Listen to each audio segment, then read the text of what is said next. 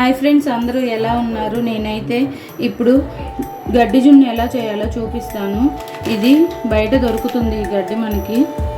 దానికోసం కావాల్సినవి ఒక గిద్ద చక్కెర, 1/2 లీటర్ కాచిన పాలు.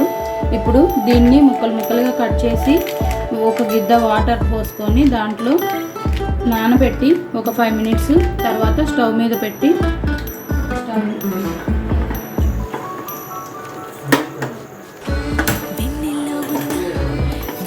చూడండి ఫ్రెండ్స్, ఇదైతే ఇప్పుడిప్పుడే వాటర్లో కరిగిపోతుంది.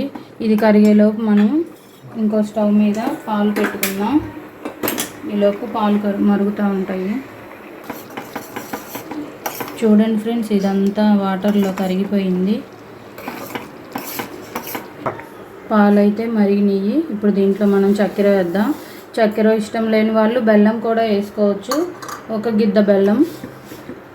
ఇది చక్కెర అంతా ఇలా కరిగిపోగానే దీన్ని ఇందాక మనం గడ్డిని అంతా కరగబెట్టుకున్నాం కదా, అదంతా ఇలా పాలల్లో వేసేయాలి.